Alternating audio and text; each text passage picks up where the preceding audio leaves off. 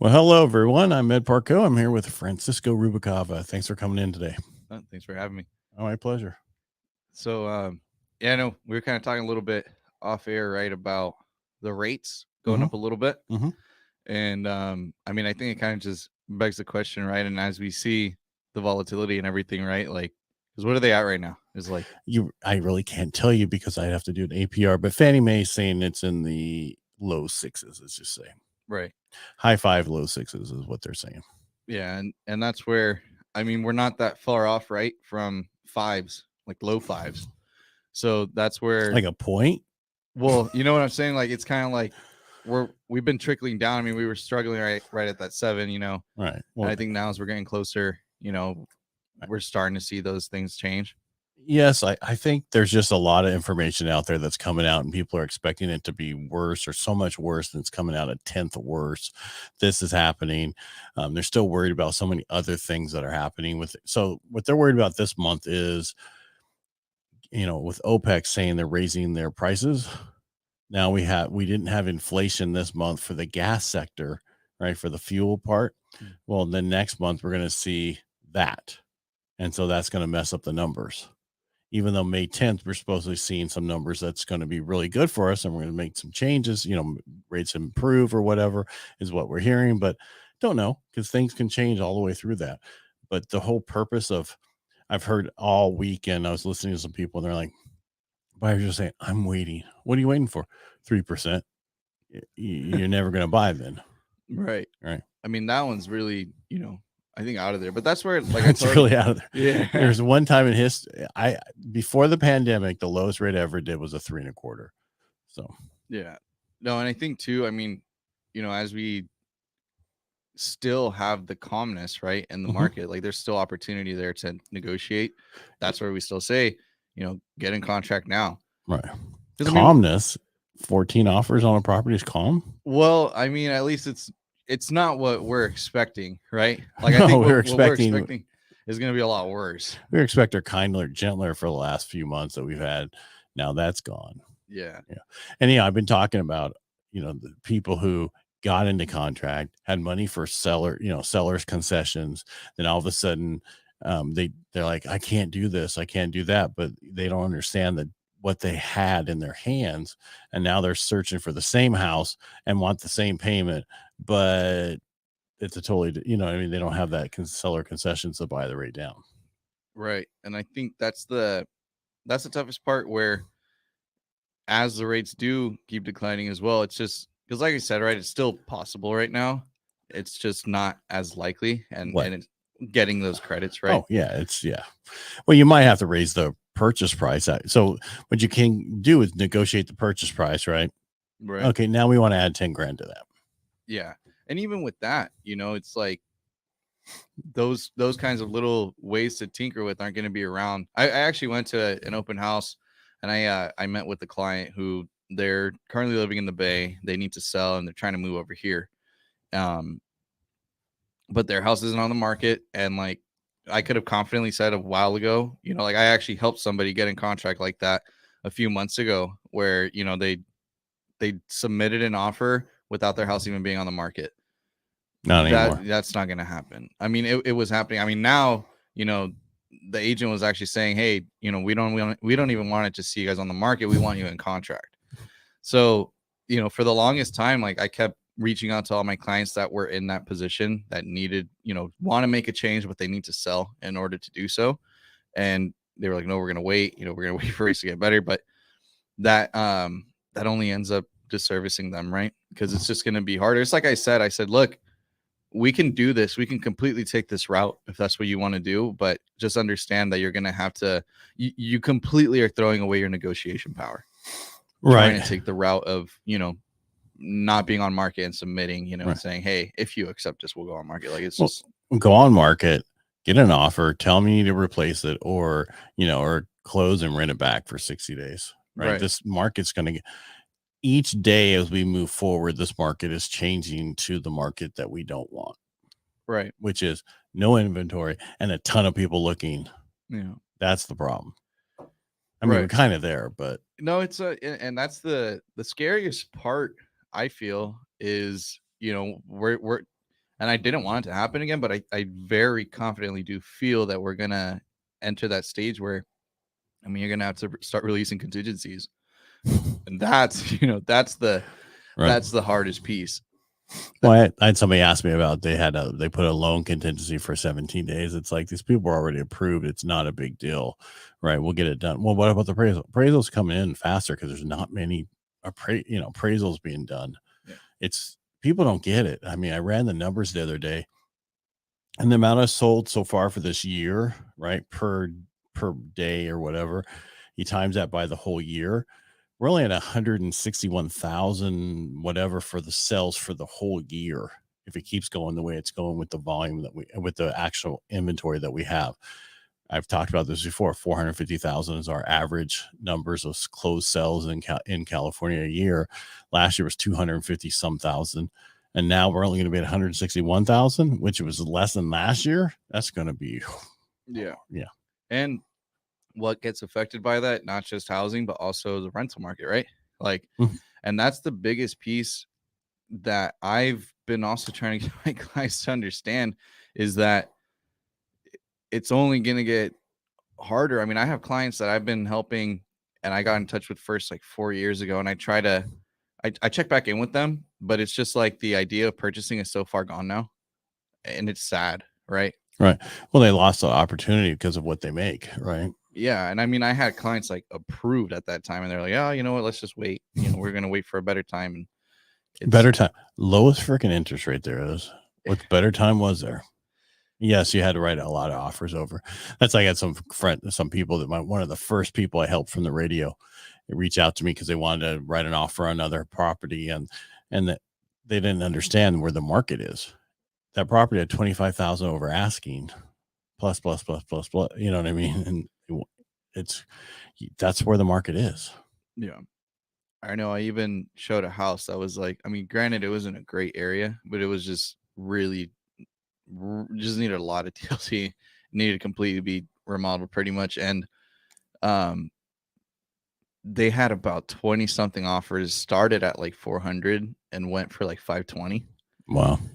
And my client was actually competing. I mean, he went all the way up to 500, but we're back at that point where it's like, the agents aren't working. It's funny. I always say it's like when we're in a seller's market, all listing agents are rock stars, right? And it's just like they're too cool to even talk to you, like, anything about it. And we're back there again, right? Like that's a big piece where when it's nice and calm, you're actually able to, not that there's desperation, but obviously it's like, hey, we got to get a deal. Like, let's work together. Let's make it happen. But now we're starting to get into that phase where it's like, I'm too cool for this. Send whatever you think is the strongest, and we'll go from there. I'm not telling you nothing. So it's like, yeah, we're really seeing it. And everybody, I mean, when we're talking about this and we're telling you to really get out there and really consider everything, I mean, Ed and I have been saying this going on a long time now, and everything's kind of falling into place how we have been predicting it. And what we are really seeing is that these rates, as they continue to go down, it's only going to get harder and harder. Not only just getting accepted, but getting any sort of credits. Like if you're, one of those individuals that is thinking of utilizing a down payment assistance program, but all you've got is the closing costs, you're probably going to end up needing more than that. You're going to need the closing costs and the difference in appraisal value. Right. Because, or over asking that they want for it. Yeah. Because I mean, we have people who, everybody wants that shared appreciation program back, right? 20% down and got me in a different price point, but there wasn't a lot of money. And I think that was a disservice for a lot of people trying to come in at the last minute, where a lot of people knew about it from the beginning and they were already ready to go and they wrote offers. And then they got as soon as the program was available, they went forward with that program. Follow me? They had them in place, ready to go. And that's why 100 million of it was gone in a few days. Because they had them lined up, ready to go. And then once everybody's, let's do it, then it got crazy. Yeah, it was crazy. It was like a wildfire, just like you said, right? It just started like that. And then, I mean, it's funny too, looking back, everyone was like, 2 months, 3 months. It was barely 10 actual not days. Even 2 weeks. It was 10 days. Yeah. But figure business days, it was done in 6. So, yeah. That's crazy. And that kind of goes to show, right? I mean, if another opportunity like that comes up, you know, be prepared and be ready. And I mean, it's funny because even when those opportunities came out, like you said, right, like it was just a few people that did it, and then when it's like, oh, it works, and it just like blew up. Well, I think the problem is how they originally sold it, to where it was really horrible program. But then they changed it by the time it came out, and a lot of people, like, they were moved on from it, because even I said that was horrible. There's no way you want to have the second with that interest and all that stuff. But then when it got to the actual program came out and you've run some numbers, it wasn't a bad thing. So. Yeah. But it's not here anymore. So it's not, that's just like 3%, 2% aren't here anymore. And don't be waiting. I saw a video from Dave Ramsey, he's like, you need to buy in the next 5 years. And you need to, and the only thing I didn't get with it, he goes, once you have emergency fund, and then you only do a 15-year loan that on this, and your debt to income ratio can't be more than 25%. And I'm like, okay, that must not be in California. Because there's no way you can afford a 15-year loan, because that payment's usually $600 to $800 more expensive than the current 30-year program. Yeah. No, I'm thinking, I don't know. I mean, even considering those, when you do see that, would you prioritize doing like a 15-year loan? Or when rates drop, I put so many people in 20 and 15-year loans when the rates dropped in the back during the pandemic. Yeah, so many people. Yeah, just because a lot of people, it was no difference in their payment, or $1 or $5. And how so when you do see that as well, how, like, can you benefit from it? Like, let's say someone who doesn't have like a 15-year, like just a regular 30, and they're putting more money down on principal. You can do that. Is it achieving pretty much the same? Yeah, all you have to do is divide your payment by 12 and make that extra portion every month, and you'll turn it into like a 22-year loan. So, but if you can figure what the 15-year payment is, and then and then divide that, use whatever the difference is, then put that on every month, it would do the same thing. Nice. And you don't have to refinance. You don't have to do anything. That could be automatic. But the positive thing with that is, say you lose your job, not a big deal. You don't make that extra portion that month while you're getting that new, while you're doing all that. But if you have a 15-year loan, you're stuck making that payment, period. Yeah. No, that's something too. I mean, people are always talking about those kinds of ideologies, and I mean, shoot, it helps save a lot of money, actually. Well, if you're going to stay there, yes. Right. And the problem is, some of these people who put in really low rates aren't going anywhere. Right. And that's the issue. So it benefit them to get into that 15-year or 20-year loan. Yeah. But for right now, where the rates are, no one can afford the additional $600 to $800. Yeah, it's a big difference. Yeah, if it was so easy, why are people complaining now?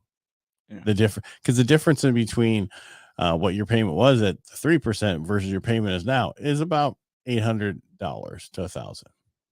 Yeah, it's huge. Yeah, no, but it's the same as doing a 15-year loan. Well, yeah. If it's so easy, everybody would do it. Yeah, and that's the thing. So where do you see, from like where we are now, like where would you advise somebody to do that? Where you are now, if rates drop over the next few years to a low rate, look at the difference in the payment. If it's a couple $100, maybe do it. Right, from where you're at now with the 30-year versus the 15-year. When you go to refinance, don't just go to refinance the 30-year. Look at the options. Ask them for the options. Or I should say, ask me for the options. Well, exactly. Yeah. Well, that's the thing is, then you run the numbers and look at it. Sometimes it doesn't make sense. If you got kids and you got to have more kids and going to college, then don't do it, because you need to put that money towards something else right now. Yeah. Like retirement. If you're maxing your retirement out, if you're maxing your kids' educational funds out, all that kind of stuff, then look at doing the 15-year or 20-year.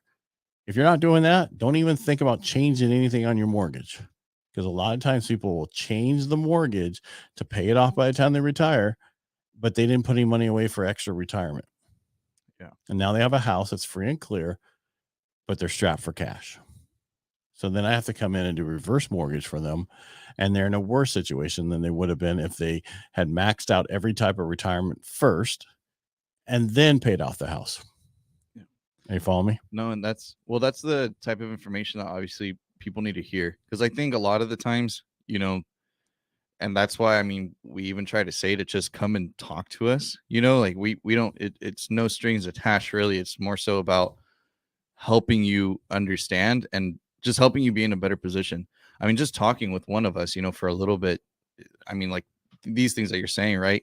That's of huge value. Mm-hmm. And people just don't understand that the information is there. But I think a lot of it is that, again, they just feel like it has to be a commitment. But it's like we're saying, we're here to help you, and we're here to help you understand that, because a lot of the times the people that are afraid of that commitment are the ones that tend to be the most ready, right?